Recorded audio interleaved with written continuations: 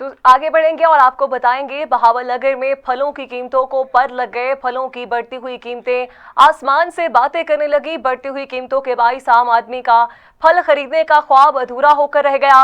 मजीद तफसीलात जानते हैं अदील यासीन से। जी अदील, आगाह कीजिएगा।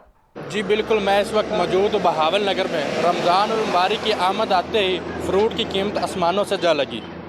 गरीब आवाम फ्रूट ख़रीदने से कासिर है। पहले रमज़ान और मुबारक से पहले जो फ्रूट 200-250 रुपये किलो था, अब वो तकरीबन 400 से 500 रुपये किलो है। जो खजूर पहले रमज़ान और मुबारक से पहले 200-250 रुपये किलो मिलती थी, इस दफ़ा 500 और 600 रुपये किलो मिल रही है।